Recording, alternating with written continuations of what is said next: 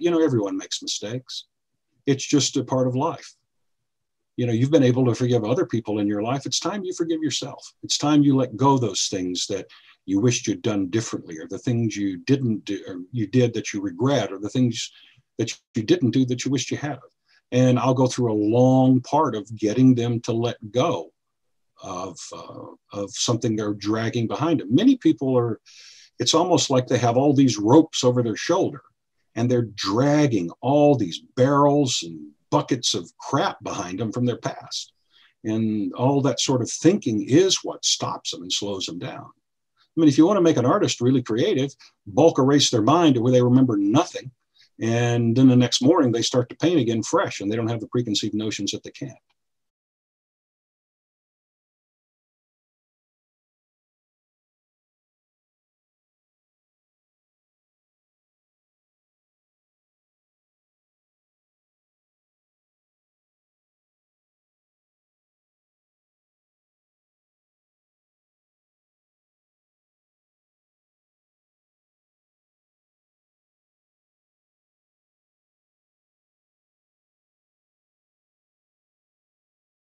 You forget the business I came out of. Oh, yeah, that's right. That's right. Yeah. Well, give us a clear definition of the hypnotherapy, or what is it exactly? And describe how the hypnotherapy session looks like if I come for a session. Describe the zone where the magic happens. First off, you have to talk about hypnosis itself. I mean, hypnosis is just focused attention. We fall into it naturally all the time in lighter states, losing track of, you know, driving on an interstate for a few minutes, or losing track of time in a good book or a good movie. Those are lighter forms of hypnosis. It's just a situation of increased focus. And a hypnotherapist then basically, you know, leads you to focus on them and to imagine the things and see the things that they're imagining. I always meet with someone before I do a session. I require it. It's not like going to the doctor to get a shot. I mean, I have to kind of customize what I'm doing to that person. And there's a lot of different ways to get someone into hypnosis. Anxious people will require longer. People who are quite calm won't take nearly as long. And it varies as to how hypnotizable people are. So there is no standard way. It is sometimes why doing this is so taxing. Okay. So what's the zone where it actually happens? Like, how do you know that the person is hypnotized enough? Well, they will mostly look like they're asleep, because the conscious mind essentially it's floated off. The body is extremely relaxed, which is it's why it's called a sleep-like state. And I can tell by the expressions of a person's face and such. And then things, when I began to ask them to imagine things, to watch the eye movement back and forth as they begin to see it in their mind, and expressions on their face and such. It's hard to describe. It's experience is what teaches how to notice it in someone. There's a slackness in the muscles. Sometimes people will have an arm on their lap and you'll see it just kind of fall over by their side. There are so many ways to tell. I know what it is because, you know, I've been to a few of your sessions, but can you describe for the viewers what it is? Like, say, you know, what the person does when he comes to your office? Well, I'll have to step back a moment from that. And what we're trying to do more than anything is get away from the conscious mind, because for most people, the conscious mind is the problem. It's good at many things. It's how we figure things out. It's, you know, how we keep ourselves safe. It's how we learn. But the conscious mind is a liar. It's a bully. It's the ego. The conscious mind will tell most people the most awful things about them, more so than they would allow anyone else to tell them. But because their conscious mind tells them that, then they begin to believe it, even negative things about them. So in hypnosis, we're kind of stepping around behind the conscious mind. And a person won't do anything that they don't want to do. So that's why I meet with them ahead of time. What is it you want to accomplish? And then while in hypnosis, I make suggestions that match up with what they want to accomplish. And if they find it good and beneficial, then their subconscious mind will accept it and begin to put it into practice. So it's not a simple process. Is it possible to implant a false memory during the hypnosis session? Yes, it is. And, when I was getting my education, my formal education for hypnosis, that's something that they, strongly teach us not to do. There's there's regression work where a lot of times there are issues back in a person's life, adult life, but quite often childhood. And when you take someone back to that and they're seeing that again, all you can do is ask questions. You can't say something like, well, he did that, didn't he? You can't do that because it's a dreamlike state and it could imprint and make someone think that they actually experienced something that they didn't. So when someone's back there in a regression state, all I do is say things like, are you indoors? Are you outdoors? Is it daytime or nighttime? Is it winter, spring, summer, or fall? Is it a sunny day or is it a cloudy day? Are you older than 10 or younger than 10? And I just listen to their questions. And by them answering, it flushes the memory out in detail for the person. And then I begin to ask, just what's going on? What are you experiencing? And they begin to tell me. And it's amazing how often we find the root of something a person suffered with, their entire life. We find the reason why, whether it's a lady at 60 years old who'd never driven a car, to why a gentleman couldn't walk through a room without snacking. I mean, they're all rooted back in, those are usually more often than not rooted in childhood. Not always, but a lot of emotional issues are. Let's go back a little bit. Like, you come from the entertainment industry, and tell me what you did before becoming a hypnotherapist, and what made you change your career. What was the catalyst for you to turn to hypnotherapy? Well, the catalyst actually predates me being in broadcasting, but it was delayed. At band camp, I was a trumpet player as a child. At 14 years old, I hypnotized another trumpet player at band camp with some others watching. I bought a book and wasn't even sure if it worked, but I anesthetized his hand, numbed his hand, had him hold it out, held a lighter under his hand, and he didn't move it. As a boy, I didn't know better, but I actually burned his hand pretty bad. But he said it never hurt. Well, I started at 14 years old knowing this worked, that hypnosis was real. But it was not a time, this was the 60s. It's not a good time to, make that a career. So I ended up in the broadcasting business. I was on the air for a number of years, wanted to be in management, was by the time I was in my mid-20s and advanced in management. I spent most of my career as a vice president, general manager of clusters of radio stations. That business has changed. I got older, I got tired of it. And so I retired early, thinking I was going to do extended travel. But once my mind got still and I didn't have to deal with the corporate world every day, this voice inside kept telling me, you need to do that hypnotherapy thing. You've wanted to do it your whole life. You need to have the nerve. Now, if you fall on your face, it doesn't matter. So I did it. Just jumped in, took all the advanced studies that I could, learned as much, came back to my hometown, thought that, I'd start a part-time practice and, maybe I'd get 3 or 4 people a week. Within a year and a half, I was seeing 20 a week, and I work pretty much full time now. Well, let me also throw in here part of my own. I had a difficult childhood. And so part of what led me to this was my own recovery starting about 25 years ago from that. As I searched out, everything from self-hypnotism to Buddhism to the ancient philosophers to more modern teachings. So I guess there's quite a bit behind it too. It was, I've found in my recovery work that people who have lived their own recovery are the best able to help. And that's what I believe about me. I mean, I've used a lot of things to get me to here. And I think that makes me well-versed to be able to help others.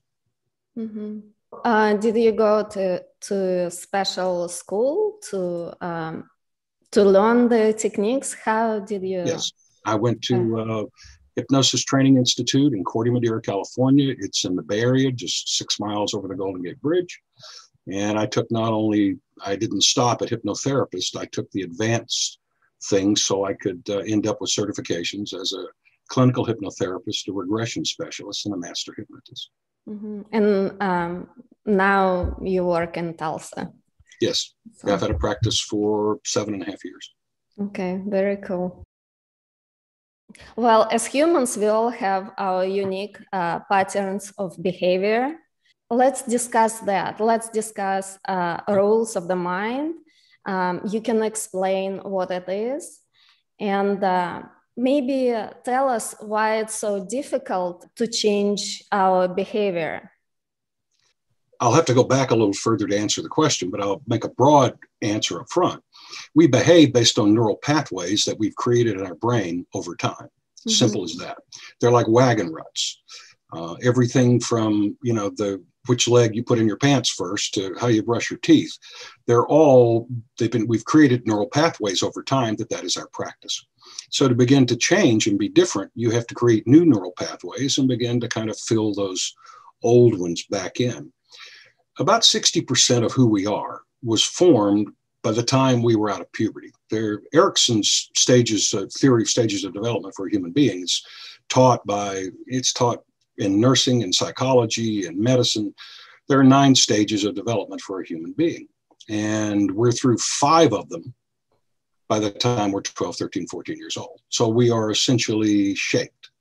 Introverted, extroverted, confidence, lack of confidence, all those things were established. And it's not just the people you were around and your parents. Much of it is observations. Children are incredibly good observers, but they're horrible interpreters. So they take things at 5 years old and they say, well, this plus this must equal that.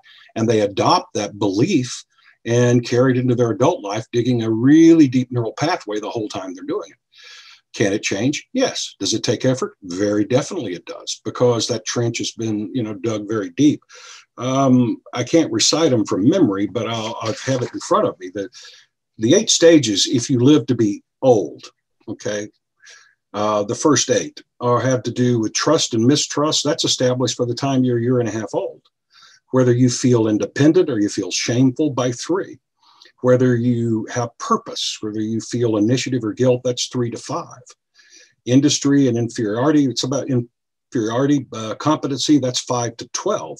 And then your identity, your role in life is established between 12 and 18. And then so the majority of who we are was shaped by that. So before you get into, the way the mind works, you have to that's why I have to meet with someone. I need to know what happened. I need to know what their life has been like. Mm-hmm. I ask a ton of questions, everything from how well do you sleep to what was your childhood like to a whole kind, because sometimes people won't necessarily present what the real issue really is. Mm-hmm. Basically, it all goes back to our childhoods if we want to fix something. But first of all, we need to be aware of what to fix. Well, they don't have to be aware of what, they have to know what the symptom is. I mean, it's not completely, about 60%. I mean, about 40% we add in our adult life.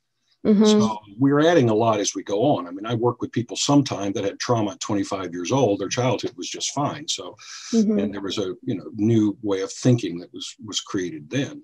Mm-hmm. So why is it so difficult to change our behavior? Well, I'll give you a kind of a graphic example. Are you right-handed or left-handed? Right-handed. Okay, learn to write with your left. How difficult is that? Well, I actually was left-handed, but then I learned. Okay, but did that take effort? Yes, it did. That's my point, is change takes effort. Now, hypnotherapy allows a person, it's not a shortcut, but if it's something that they really want to accomplish, it allows them to. I'll give you a very simple a case of someone who came to me. She was back for her second appointment last week. She came to quit smoking. Mm-hmm. And I don't work with a ton of that, but 2 or 3 a week. And she also wanted to quit drinking Dr. Pepper. She was very motivated. So we did her first session. She comes back for her second, and she had not smoked a cigarette, and she had not had a Dr. Pepper. She said she lit one twice and got sick at her stomach and got nauseous. And then just the smell of a Dr. Pepper made her not feel well. Well, I made those suggestions when she was in hypnosis. I said that if she smoked, it would make her nauseous. And I think I made some reference to Dr. Pepper smelling something like 6-day-old roadkill laying in the road in the sun in July. So it made her sick. But why did that work? She wanted to quit. She accepted the suggestions in hypnosis. It matched what she wanted to accomplish. So does that help? See, she was highly motivated. You get other people, they'll say, okay, creativity. I'm not feeling very creative. Where's my creative juices? Well, they've gotten so far in front of themselves, they're blocking it. They're thinking it. If you think you're not creative, I guarantee you won't be. If you think you're in a period where you're not going to be a prolific creator, you won't be. You create your own reality. What we think creates what unfolds in front of us. So if you want to change your life, you end up changing your thinking, both consciously and subconsciously. Someone who says, I need more money. I want more money. Well, all that's going to give you is the need and want of money. If you begin to change your thinking to something like the money I need is on the way, then you've completely changed the way things are being processed in your brain. You're beginning to create a new pathway. It's why people who expect bad things to happen usually find them. They attract them. It's just the way it works. And it's not some, cosmic law of the universe necessarily, although I believe there's something to that. A lot of it is just what we do, the way we think. Whether you think you can or you can't, you're right. How do you help people to change their thinking? Try to find out where the root is. Sometimes I'll work with someone, we're going to go back to childhood again, who had a good childhood, well supported, well educated, nice household, parents, there was a lot of love in the household, but one or both the parents pushed really hard, too hard. And, they would say things like, oh, you got a bee, that bee's beneath you. We don't have bees in this house. Or, that athletic event, you got second. There are no second place people in this house. Well, enough of that over time will cause the person to think they can never measure up. And they'll carry that into their adult life. And they will cause it to happen for themselves. They won't measure up because they don't think they can. I've seen this.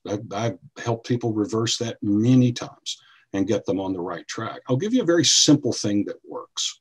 And this actually goes back to my recovery, but I use it in my practice a lot. They're called positive affirmations. It's a very simple, we create 2 or 3 very simple statements. Things like, every day I'm feeling more confident, or day by day I'm more in control of my emotions. And then I ask them to speak them aloud 3 times a day for 30 to 45 days. That's a minute. It takes a minute to do that each day. It will be life-changing if a person does it. Many people don't stay with it. They're good for 3 days, 5 days, because they really don't want the change enough.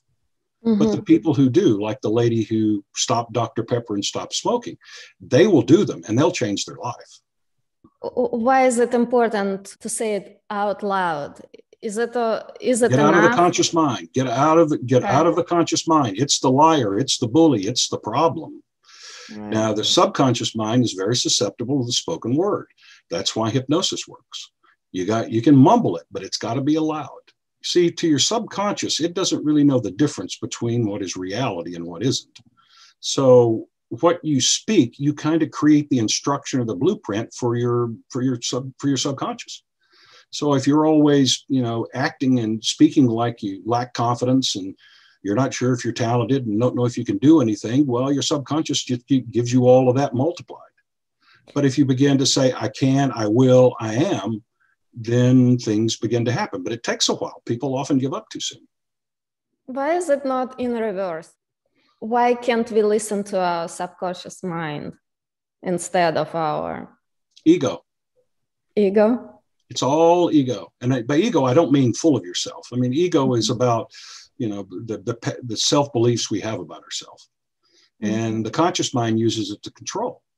That's why it'll tell you, you're awful, you're ugly, you're old, you can't do it. It'll do all of that so it can run you like a rat through a maze. It has control. It's really very weak. It's like most bullies, but as long as you give in to it, it's extremely strong. Well, give me other examples, what you actually changed in people's behavior. Well, I get everything from, I work with people with Tourette's, which is something that you can't stop. You can teach them to slow it way down. I work with eating, weight management, which is often complicated because eating habits, eating too much or not eating enough is almost always emotional based, and you have to go back and find out what that's all about. Work with a lot of people who don't have confidence and belief in themselves. Sometimes people are middle-aged and they're trying to see what is ahead for them. Well, their subconscious can take their memories, their emotions, the wisdom for life, and kind of create a most probable outcome or a possible outcome in hypnosis so the person can begin to see it. Fears and phobias. I mean, probably 40% of my practice is anxiety, fears, phobias, and stress. Those are learned behaviors. We didn't come into the world worried and anxious. We learned it. It's a reactive behavior to the way we grow up in our adult life. And whatever's learned can, at least to a large extent, be unlearned. So with hypnosis, we set about trying to unteach and undo some of the things that the conscious mind has done over time. If you enjoyed this video, hit the subscribe button. How long does it take to actually see change? Motivation of the person is the single most important determining factor.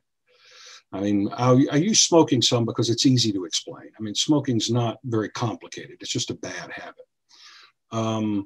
I can tell, I give them a list of things to do before their first appointment that are things like, that brand you smoke, can't have it anymore. You can smoke as much as you want, one pack at a time. Oh, you hold it in your right hand, hold it in your left. Oh, you smoke right after you get up or after a meal, wait 10 minutes. So what they're doing with each one of those is they're starting to take little pieces of control. And when they come back, I had a retired postman, 3-pack-a-day smoker, 68 years old. He was very motivated to quit. And when he came back for his appointment, I said, how did you do? He said, oh, I did them all. Really? I said, yeah, I've had a cigarette in 2 days. Good for you. Let's do hypnosis and let's finish it up. He didn't need a second appointment. He was done. Wow. He was highly motivated. Then I get other people, well, I think I kind of maybe want to quit. I'm looking for a magic trick or some magic fairy dust. Well, it doesn't work. So the single determining factor about the effectiveness of hypnosis is the motivation of the person I'm working with. Okay. Because all it does is amplify, embellish, and strengthen. Won't make you do anything you don't want to do. Okay. Touch that subject, but let's talk about mental blocks and self-doubt and creativity. How can we help unblock mental blocks? The affirmations do. Part of it, you have to be serious about it. I mean, that's the first thing. When people come to me, if they are literally looking for, a movement of a magic wand and think they're just going to get fixed and they don't have to do any work, it doesn't work out very well. Mm-hmm. It just doesn't. So I'll go back to their motivation is the number one thing. Are they willing to follow the suggestions? Are they ready to that I make? And even when we discuss, what they're doing is it's neural reprogramming. The brain has something called neuroplasticity, which all that means is it can change. I mean, there are many extreme cases of where someone's in an accident and they're told they'll never walk again. And they look at the doctor and says, just watch me. And then 5 years later, they're getting about. I mean, in those cases, many of them have taught an entirely different part of the brain to take on the responsibility for movement. That the other part that originally had it was damaged. So if you can change at that level, you can certainly change thinking. To see every thought or idea causes a reaction within the body and the mind. Every thought does. And part of it is when you begin to think, I've been fooling myself. I'm not very talented. Well, you have to start to head those things off. And you say, no, wait a minute. I have proof that I am. I've had other people tell me I am. So you have to stop and begin to counter your own BS. Begin to stand up to the things that bully in your mind is telling you.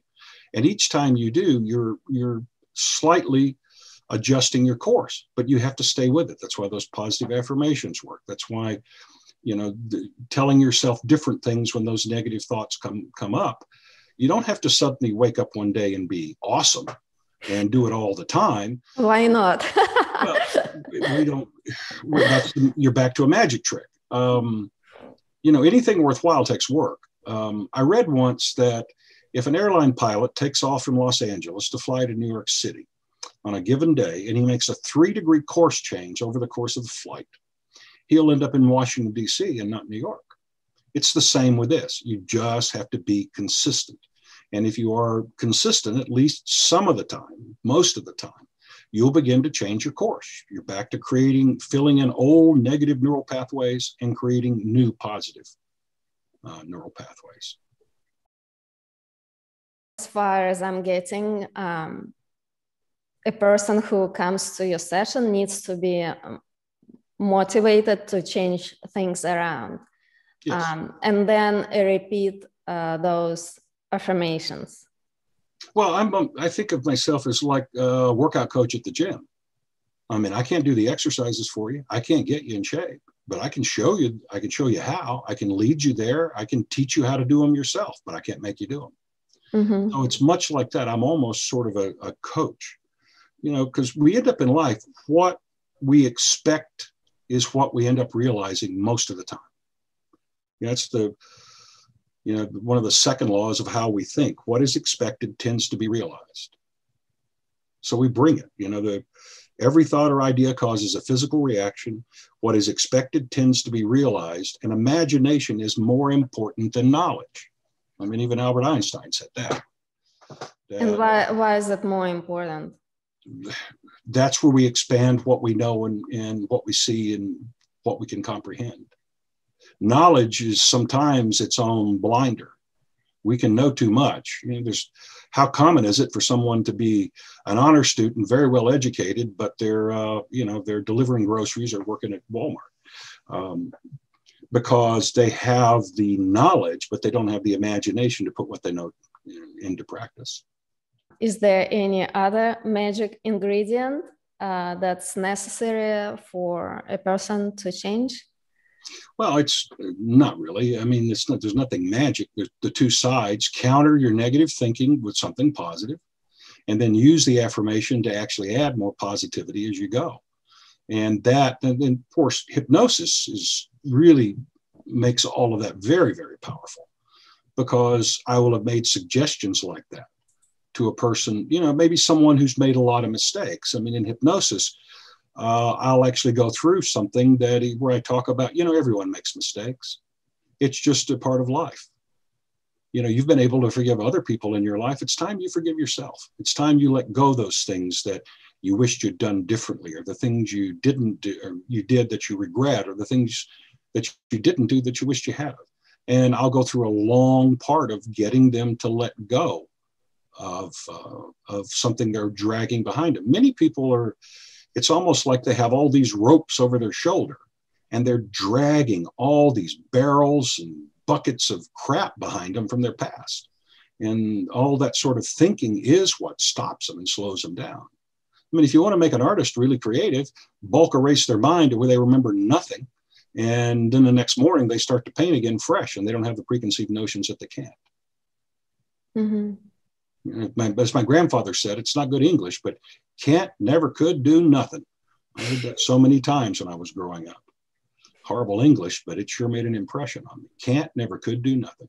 I mean, because once an idea has been accepted by the subconscious, it creates it as an absolute fact, even if it's not good for you. Mm-hmm. So that's why with hypnosis, we get to, kind of sneak in and change it. And the longer you've held something as a fact, the more difficult it is to change. A lot of people who have trauma in their childhoods grow up to think that they are broken, tainted, that there's something wrong with them. And it's amazing what removing that can begin to do for people, or helping a person remove it, how that can begin to let them see the light again. Let's talk about that a little bit. Like a person who experiences a tough childhood, or there is something that happens in childhood affects the person's life forever and ever. Until they resolve it. Yes, it does. How do you help that person see the problem, first of all, and then, change the thinking? Well, again, all I do is begin to teach the person how to do it for themselves. Mm-hmm. I mean, sometimes I'll get someone that they have blanks in their childhood, which almost always means trauma. And sometimes we don't have to go through what happened, every step of it. We have to find the emotion that it's rooted to. Mm-hmm. And so once we find that, then we know what's going on, and then we begin to work on undoing it. Mm-hmm. There's no simple answer. So is it possible to recover lost memories during the session? Yes. I mean, I've done that for a little old lady who put her jewelry away and couldn't figure out where she put it. Turned out she hid it in a pocket of a blazer, but she couldn't remember without the aid of hypnosis. I've had people who had something happen in their life and they wanted to remember more of the details. They had blocked it. And so we're able to do that. Get people who have, they have anxiety about exams, and, their brain suddenly, when it's time to take the exam, it's like they've forgotten 90% of what they knew. Well, that's how I was. Whenever I had an exam, I basically lost everything in my head. And how the way I trained myself in college is actually, I told myself that I knew everything and I studied. And that's how I stopped, blanking out. Yeah, well, the knowledge was there. Yeah. The anxiety blocked it. You were focused on, the anxiety or feeling like you couldn't, and which created a block. Most psychologists, which I'm not, will tell you that if you really want to pass a test, don't cram the night before. Get a good night's rest and wake up fresh to the next day so you can remember what it is you've learned.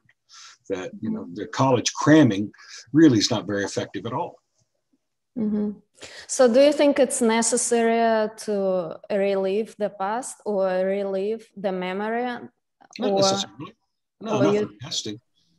Usually someone who's facing an exam. I had a lady not long ago. She'd empty nester, her kids were grown. She went back to school and became a nurse. She had failed her nursing boards twice. She'd get nervous because she had this idea, I'm old and it's more difficult for me. And got him passed. I've had policemen trying to advance, paramedics trying to take that next exam and move on, college kids who are facing huge exams, the finals and such. And they, for the vast majority of them, do very, very well. And all I do is teach them in hypnosis to kind of drop themselves into kind of a groove or a zone. Using a post-hypnotic condition response, which kind of removes, they kind of sleepwalk almost through the whole thing. Okay. And so they're able to not deal with all that anxiety. It's different though. I use different methods for different people. That's why no matter how much I learned the years I studied, no matter how much I learned formally in school, the people I work with on a day-to-day basis, that's the classroom where I continue to learn more and more and more. And have been able to work with things successfully that I would not have been comfortable working with 7 years ago, or may not have been as successful, because my clients teach me most. And I love new things I haven't dealt with before. It's a challenge. It often takes a single event for a person to develop addictions. And those addictions could be different. And can you explain what the root cause of addictions? Well, any addiction, whether it's food, alcohol, drugs, overwork, any addiction is a person trying to make themselves feel different or better. That's all it is, trying to feel different or better, because they don't like, if they get still and are just themselves, they don't like what they meet up with. So they're trying to alter their consciousness. And so why doesn't it work? What Why doesn't what? Well, let's say a person gets addicted to, he becomes an alcoholic or a workaholic. Is it the only state when that person feels okay, when he's drinking or when he works all the time? Well, it's an altered state, and they're people with addictions aren't comfortable being themselves. So they need to alter who they are to be able to feel okay about themselves and okay about what they're doing. Some of it, like workaholism, is purely just being in control of being out of control. Their life is a mess, but they stay so busy, they never have to deal with it. Where if they slowed down, they would have to deal with it, but they're trying to outrun it. Then there's numbing, everything from alcohol to drugs to sex can be used as a numbing mechanism to help a person feel better temporarily. But then it wears off and they need more. Then it wears off and they need more. So, and the addiction deepens. They create a neural pathway, that rut, that wagon rut I talked about earlier. The longer a person's in an addiction, the more difficult it is to change it. Is it possible for a person to become addiction free? Well, I'll go back to smokers because it's just easier to talk about, and I work with it a lot more. But the number one thing is anyone with an addiction has to realize if they want to quit, not ever, not once for the rest of their life. That's where it has to begin, because once you become an addict, you will always be an addict. It's just a matter of whether you're active in your addiction or not. Mm-hmm. So, there's a line that I teach smokers: not one puff, not one cigarette, not ever for the rest of my life, because it's easy. An addict, if you let them have a puff, they'll want a cigarette. And if you let them have a cigarette, they'll want a pack. An alcoholic, once they quit, all it takes is one sip, one drink, and they're back to drinking. So so there is no solution for that, is there? There's a solution as to whether you're active or not. Yeah, but and the addiction wears off. The addiction gets weaker over time, but it's still there. Yeah, that's what I'm thinking. Yeah. It's always there. The tendency's always there. Mm-hmm. Okay. But it diminishes and diminishes over time. It gets weaker and weaker and weaker. Okay. So you basically have to force yourself not to do something until it becomes weaker. Well, I suppose I would never describe it as force, because us human beings don't like force. I mean, if you tell me not to look over there, I'm looking. If you tell me not to do something, I'm probably going to do it. So, one of the therapies I use with addicts is in hypnosis. I take them forward. I talk to them about there's a low road and a high road. And the low road is continue doing what you've been doing with your addiction. And the high road is being free of the substance. And the low road, I take them a year into their future and let them see. I don't describe it, not really. I mean, I may say, look at the lines on your face, or look at how much money it's cost you. Then I take them 5 years into the future. And I take them 10 years into the future, which I've had some people not be able to see themselves at 10 years because they imagine they'll already be dead. And then we come back to the present day, with this crossroads, so to speak. And then I take them a year down the road being out of their addiction, 5 years down the road, 10 years down the road of being free, of having a more normal life, of being an inspiration to other people and such.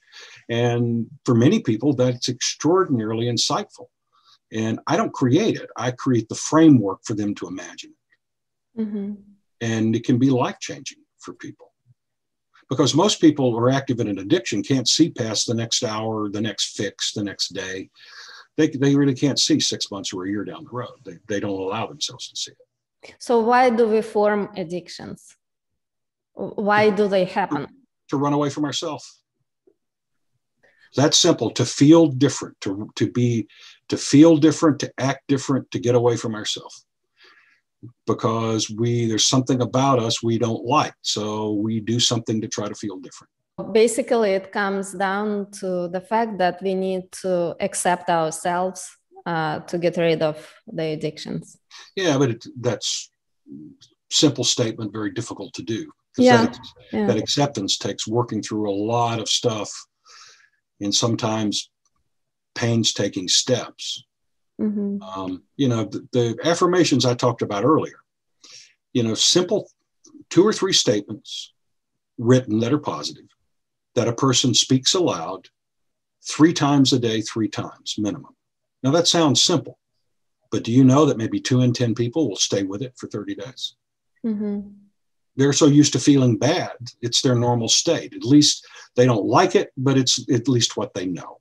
Mm-hmm. And, you know, positive change can create a bit of unbalance. I mean, sometimes people start truly making positive changes in their life, and, you know, they change jobs, they get divorced, they start to realize the conditions of their life is part of the problem Mm-hmm. that they've allowed themselves to sink into. So, you know, the only person who likes change is a wet baby. So, you know, any of us adults, we have to accept that this is going to be difficult. And if you really want your life to get better, you have to be willing to change whatever's necessary. Why are people in denial of their faults or addictions? It's as unique as the people. Yeah, who knows? Everybody is, you know, I use this sometimes, you know, I can look at you and say this with truthfulness. There never has been, and there never will be again in the history of the world, a person who's exactly like you. The exact combination of all that you are has never lived and will never live again after you, which is what begins to make you very unique and very important to this world. Now we need to begin to work on getting the things out of your way that are holding you back from the full potential that you see yourself having. Okay. And I'm guessing hypnotherapy can fix all of that. Well, you know, hypnotherapy can help the person address it. You know, I have people who come for 3 sessions and they're done. I have several clients that I see, most of them about once a month of their volition. They, you know, I've got one big executive here in town of an energy company, and he has lots of stress and anxiety. He comes on a Tuesday morning every 4 weeks, and he calls it getting his brain scrubbed. He says, once I get it released and I kind of deal with what's going on recently, then I'm ready to go do it for another month. So I get people who are regular, monthly, quarterly, twice a year, mm-hmm. who come back to get some more of the dust off of. Okay. I have several questions that basically require a short answer. Okay. So let's consider. I'll try to be short. It's not.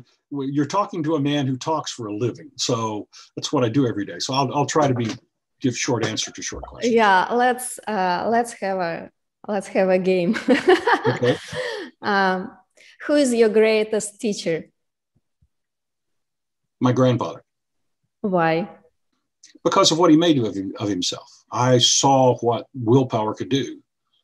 My grandfather couldn't read and write, but yet he built a farm of 2,400 acres and sawmills and chicken houses and beef cattle, and could sit down with math and figure anything, but he could only sign his name. I saw what a person can do if they're determined. He wasn't a perfect man, but I've never seen anyone up close do what he did. Mm-hmm. So he was my example. Okay. What do you want to achieve with your practice? The meaning of my life is to help you find meaning in yours. That's a quote from Viktor Frankl. It's the end of man's search for meaning. That's it. At my age, I'm, you know, supposedly retired. I'm a little more than 2 years away from 70. At this point in my life, it's not about consuming and taking up space. It's not about getting my name up in lights.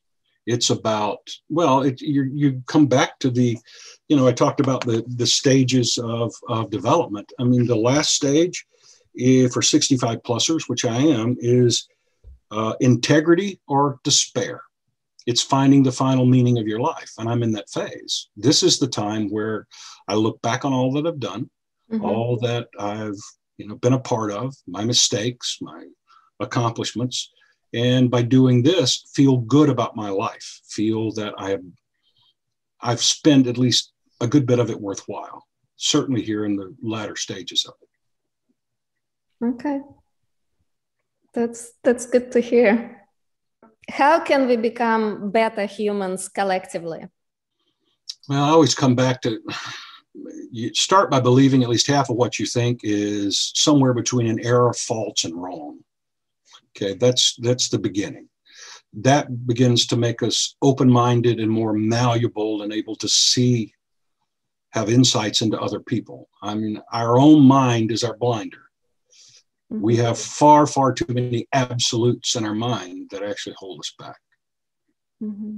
Your answer is to change something about our minds or behavior. Is that I'll give you something really simple. So many people live their life that they haven't taken 5 seconds to stare at a beautiful blue sky in years, but it's there every day. They don't see it. The only place your life exists is in the present moments where you're breathing. There's no life in the past and there's no life in the future yet. When you become aware, when you begin to know that you're breathing, that you can see what's around you, when you talk to someone, you hear them instead of trying to decide what you're going to say next. That's awareness, being present in your own life. Mm-hmm. That's a game changer. It was for me personally. What was your most intense emotion and how did it change you? Wow. You don't have to answer if you don't want to. No, not feeling good enough, not feeling worthy. And how did you change that? I don't think I have completely. I think it's one of the reasons I keep trying. I adopted lots of little things in my life. We'll go back to that slight course change we talked about earlier. When someone usually, when they ask me, how are you today? Mm-hmm. I don't say fine or good because, people don't even hear that. It's so rude. My common line is every day's a good day. Some are just better than others. Now, my subconscious has heard that now for 25 years, and my subconscious believes it as an absolute fact. When I started it, did I? No, I didn't. I would say it and go, man, you're stupid. You think that's going to change how you see the world? But over time, it did. That and related thinking began to change how I see things. If someone presses me and says, well, don't you ever have a bad day? And I say, no, I don't. I refuse. Sometimes I'll just say, I'm way too old to have bad days. I don't have enough of them left. I have difficult days. Dear friend dies. That's a difficult day, but I'm still very much alive. I'm not going, oh God, this thing called life. I hate this. It's what happens. I mean, the best life anyone has ever had is a fair measure of contentment and happiness with heartache, disappointment, and tragedy mixed in. Okay. That's the starting line. You got to accept that. So when things don't go your way, don't lay down on the floor and crawl under the desk. Have your bad day and then dust yourself off and pick yourself up the next day and get on with it. Put a smile on your face. There's in recovery work, there's something called fake it till you make it. If you want to feel better, then start to pretend you do, and you will. I think you need to accept certain things to feel like you pretend for a reason. Mm-hmm. I don't think it works just if you say, I'm going to pretend and do it. Oh, I agree with you. You have to let go of, remember I said earlier, we're dragging things behind us like, barrels of sorrow, buckets of discontent, disappointments. You have to let those go. Mm-hmm. Because what I talk about with the positive affirmations is moving forward. Mm-hmm. As long as you don't resolve the things in the past, your ability to move forward is greatly limited. So why is it so difficult to get rid of the past? I mean, it's how we define ourselves. We define ourselves. Well, in my case, there were things that were quite easier to get rid of, but there are a few other things that seem to be impossible to get rid of, even despite the fact that I've been trying for many years. It took a long time. I mean, part of my stuff took 25 years to get rid of. I say get under control to where it's not a factor. Yeah. I used to refer to my monsters. They were the things I felt about myself that held me back. Mm-hmm. And they're not taller than me anymore. They're like ankle biters. They nip at me sometimes, but I can kick them away most of the time because I have consistently stayed after it. Mine, they still get loose sometimes. I mean, I've worked at this a long time, but I'm far from, having achieved what I wanted for myself. Mm-hmm. Well, that makes more sense. At least it sounds more truthful because if you get rid of everything, even the deepest pain. You can't. You can't. You can get rid of the part that's holding you back. I mean, the sum total of all the things that have happened to you and all the decisions you've made make you who you are today. Mm-hmm. How much each one of those pieces amplifies and plays in your life is your choice. Mm-hmm. But I think everything that happens in life, it makes me who I am today, and I can use it for good. Well, some of the greatest artists were tortured mm-hmm. souls. Mm-hmm. Writers, poets. Some of the most creative people have felt some of the deepest pain. And what seems like the detriment to them is actually part of their asset, as long as they don't allow it to consume. Mm-hmm.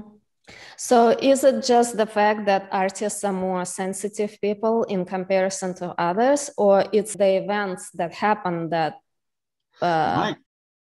My experience is trying to put artists into one particular category as more sensitive would be one of the biggest mistakes, I think. Okay. The artists I've known are as varied as possible. Everyone has a different story. It may look in the end similar, mm-hmm. but they all have a different story how they got there. Okay. I had a photography studio and showings and stuff when I was younger. And I remember reading something that Edward Weston wrote. He was a black and white photographer of the 20s, 30s, and 40s. And one of the things he said was, quit trying to figure it all out. Just go copy everybody. Just go copy my stuff, copy everybody's stuff. And by copying, you'll learn and find your own style. Mm-hmm. And he said, he was a great believer. He said, don't go to school. They'll just make you like all the rest of them. Go copy the people that you admire. And in all that, you'll develop a style that doesn't look like any of them. And so that's what I did with photography. I never took a class. Mm-hmm. Okay. Next question. Okay. What's your definition of genius? I have no idea. I don't know. I'm not so sure. I can recognize genius, but I don't know what it is. How can you recognize that? It's people who can see the world, and yet their interpretation is different than most everyone else's. I mean, that's why Einstein said imagination is more important than education. Mm-hmm. I mean, by the way, he wasn't very well educated. If you go back and look at his, how many classes he actually went to. I don't know, it's ability to see and see different than most people see.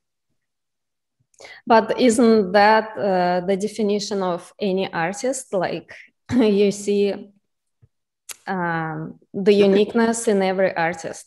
Yeah, but there are people in business who do the same thing. I mean, what I just spoke of is not, I mean, that sort of artistry exists in all parts of life. There are doctors who mm-hmm. can look at the same thing and see it differently. That's genius. That was the question. I mean, it's the ability to see the same old thing and mm-hmm. to see it differently, interpret it differently, and then react differently than the vast majority of people. Okay. What's your language of intuition? Well, done quite a bit of study of, the theories of left brain, right brain. And most of us lean a little to one side or the other. The thing about the two halves of the brain, they're not, we can be either. I mean, we're not exclusively left or right brained. I'm one of those people that's right in the middle, which means I have this constant pull between the left side and the right side. The one side to be creative and the other side to have all the facts and have all the corners nice and square. Mm-hmm. So that for me is sometimes maddening. I've often thought people who were more on the creative side were more creative than me, because I don't have that, I don't have the part of me that wants everything to match and everything to add up. I have that to deal with that they don't. Hmm. So I admire some of the free-spirited people who can follow their whims to create and be. Okay. What's the best advice you were given? Probably the one the most is a well-implemented bad decision is almost always better than no decision. A bad decision can be fixed.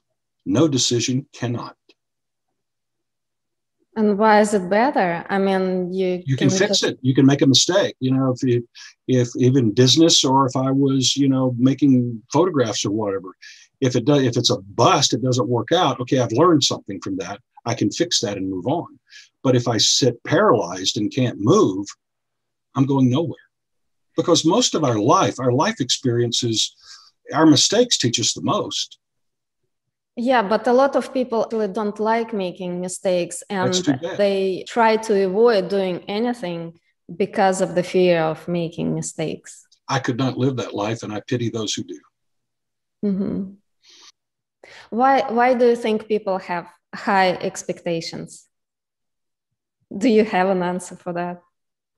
Well, the first question I would ask them is, are your expectations yours? Are the ones your parents put on you, or the person you live with, or some your children put on you? Is it your employer?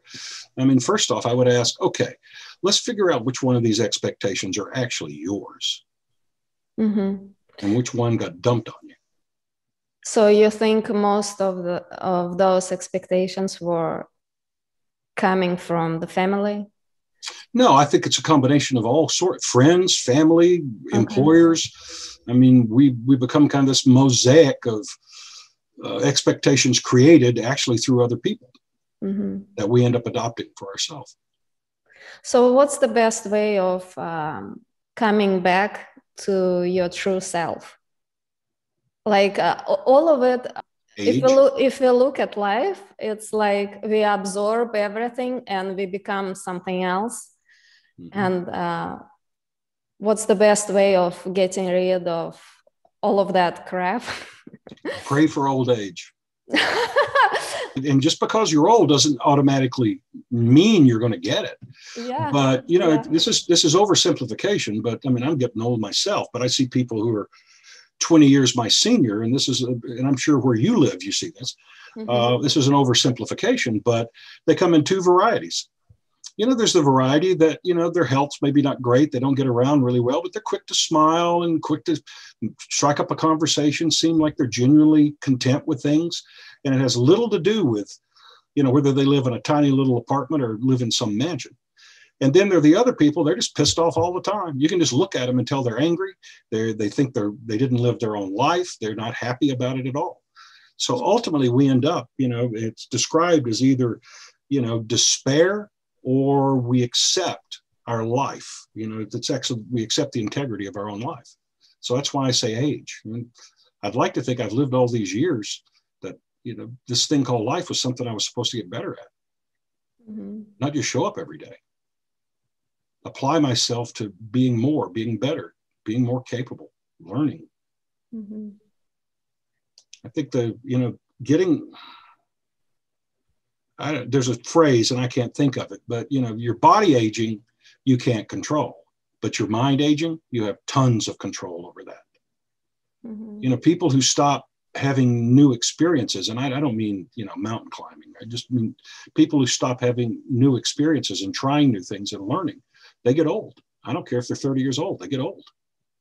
Tell me why it's so difficult to change someone else's opinion. The only thing we can change is to change ourselves. But right. Why is it so difficult to change someone else's point of view? Waste of time.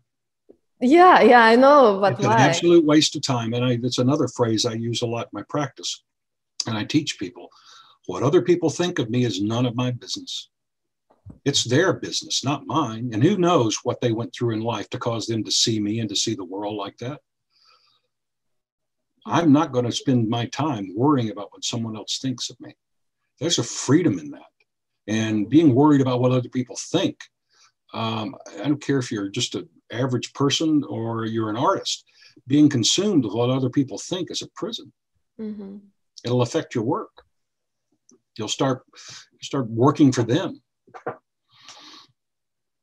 That's how I feel. I spent half of my life working for someone else, and then I decided to quit. And you understand. And age has taught you well. That's what I said earlier about, We're supposed to get wiser as we get older if we're paying attention. Is there anything else you'd like to talk about or say, or? Well, I would say something about creativity, because I know that the people who might see this might be interested in that. Different people's most creative phase comes at different ages. There's a lot of studies and research that'll say, okay, our most prolific is 20s and 30s. There are others that'll say it's north of 50. Robert Frost wrote almost half his poems when he was over 55 years old. So your most creative period is varied as the person is. What's it? Grandma Moses didn't start painting until she was 75. So it varies by person. And a good way of helping yourself with creativity is, this will sound trite, but it works. Sit down in a chair somewhere or lay down, close your eyes, and let your imagination go. Imagine you've turned your imagination volume up a couple of notches, and begin in your mind to create a creative space. It can be just a room. Just shape it in imagine it to be exactly like it would be most perfect for you. And spend time, putting the things in it, the colors and such that you want. And over time, continue to go back and work on that room. It will begin to unlock your creativity, because the subconscious is what you're creating that with. You essentially are dreaming it in a roundabout way. And the more time you spend there, the more you'll unlock your creativity. And if you get blocked and you've created that space over time for yourself, just go to that creative room, or that creative house or shack, or whatever it is that you've built that you think would be the most ideal place for you to create. It doesn't even have to be real world. I mean, that's a great thing about the imagination. You can create it any way you want. As children, we have like a very wild imagination, but as we grow up, we kind of lose it. No, we don't lose it. We're pushed to conform. To conform to society's standards. Yeah, and we push ourselves. We push ourselves to conform. I read once, and I there's a lot of theories, but that we're probably the most creative when we're around 4 to 5 years old. And I happen to subscribe to that. And that is, we haven't learned all the rules yet, but our body works. We can touch things, we can try things, we can move things. And over time, we're taught, well, that's childish. That's a silly waste of time. Or we want to fit in. We want to be with the in group. We lose it. Yeah, I read that same article said by the time we're 18 years old, the average person has 3% of their original creativity. Why do you think we feel the pressure to conform to standards in the family, in society? Why do you think it happens?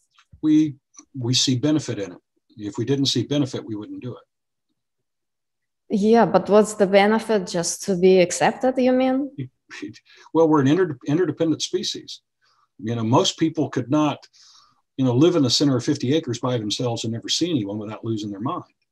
We're an interdependent species, and we're always trying to, at least in some way, fit in. Okay. My belief, my opinion. Yeah, that's good to know.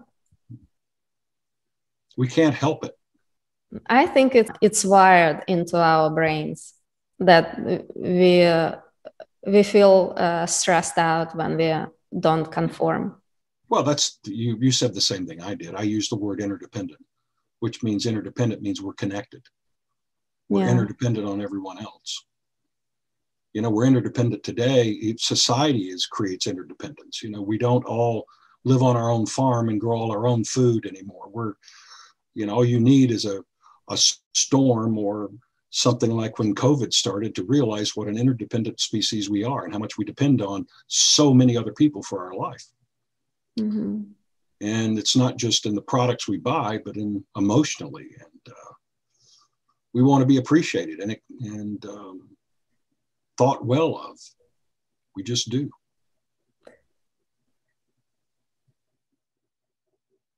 Well, why do you think it's so difficult for us to deal with our emotions? Is it because we are not taught about emotional intelligence in school, or there is something else to it? I can only speak for Western civilization, which I'm a part of. Part of it is our civilization. We always talk about trying to be independent and to find our true and real self, but yet we live in a society that wants us to do anything but that. So there's this constant conflict. Mm-hmm.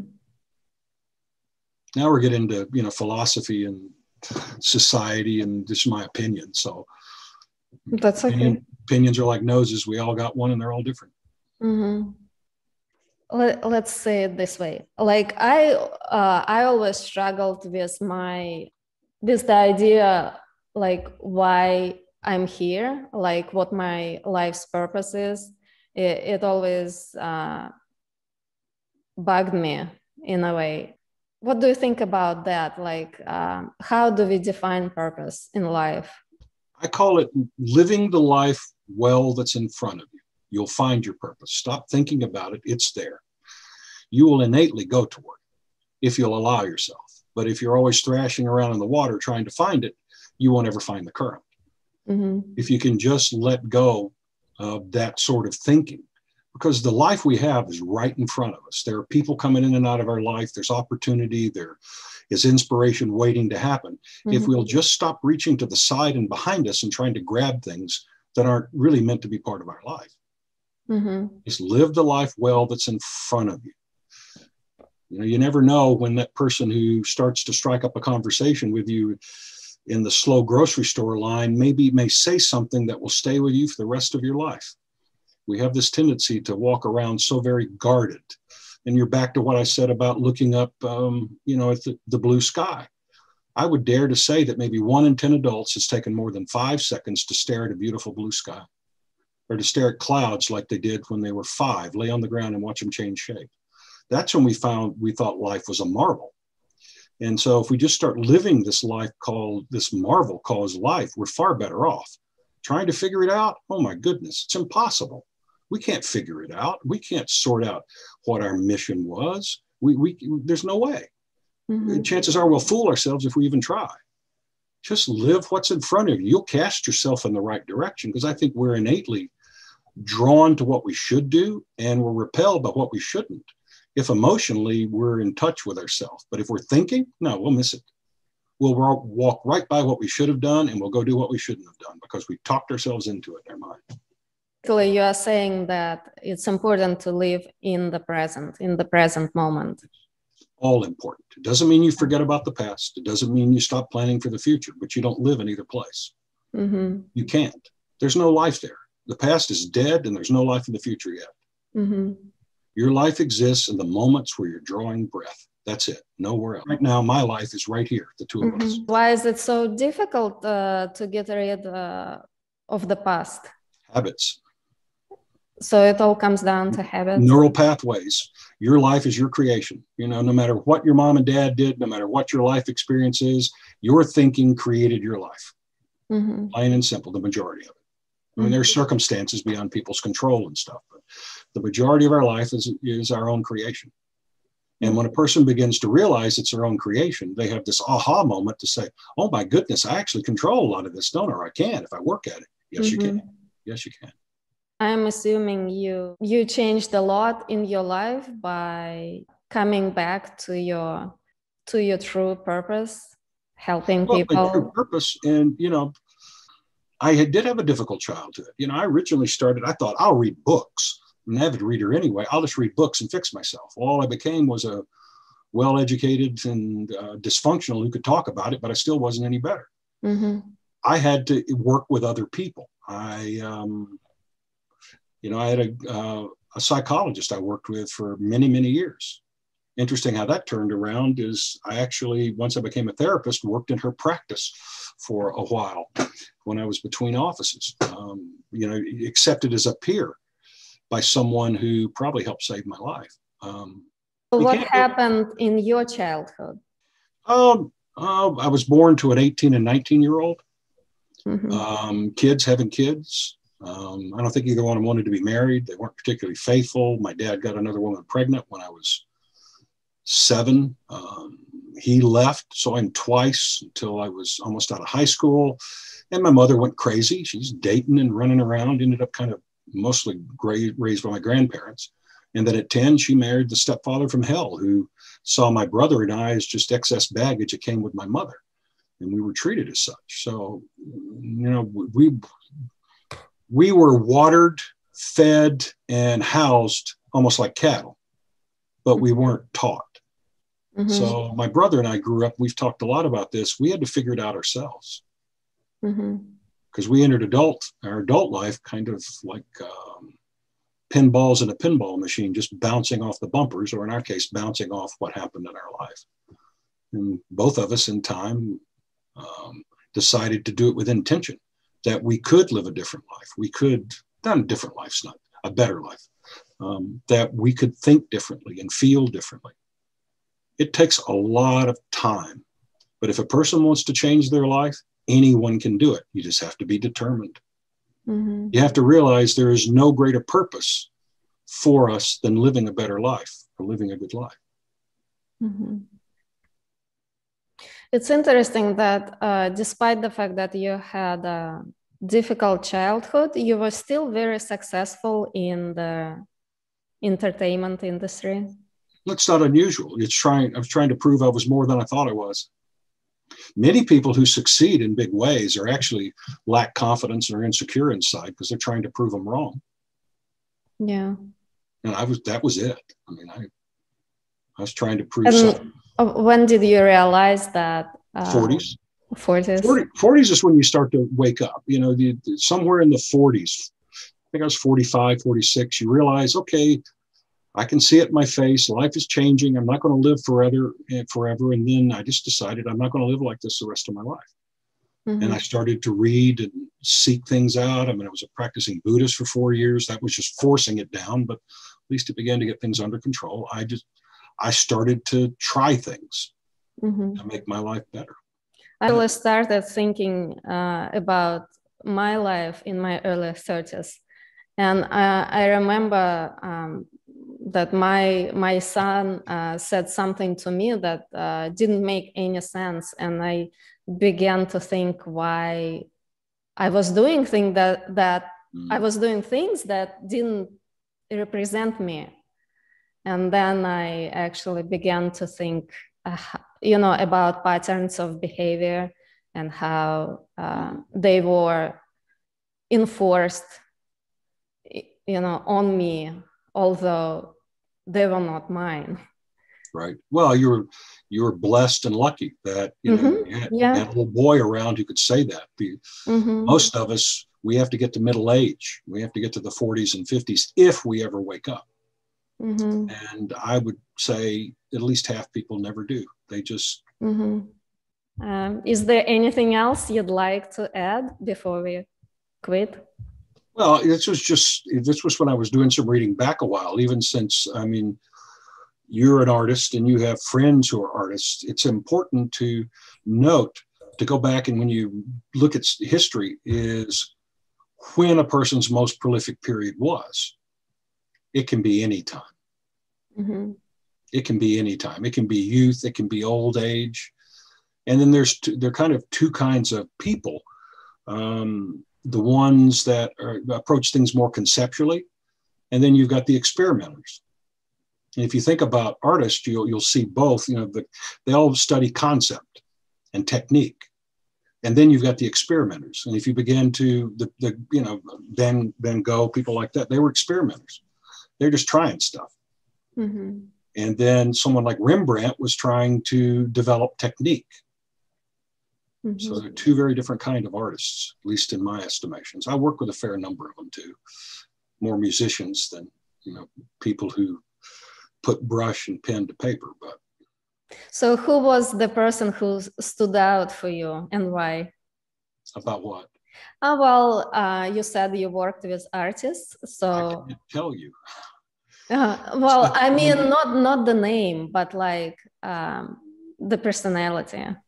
Music artist, 2 albums under their belt, filled with songs that took them a whole lifetime to create. Mm-hmm. Now they have to produce another album in 12 months for their record company. They were stymied. They didn't know what to do. I haven't had, saying nothing's happened to me in the last year. My life is great. I've got more money than I ever thought I would have. What do I do? I said, talk to people.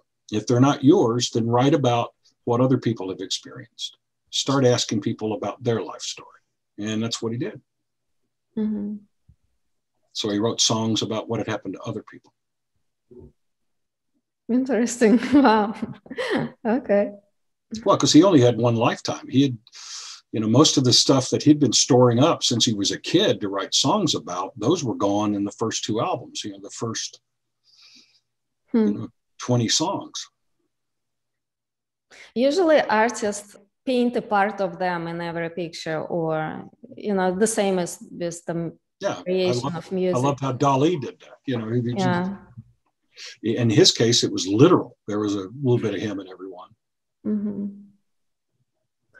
All right. Well, it was nice talking to you, and I appreciate your time and you're welcome. The opportunity. Yeah.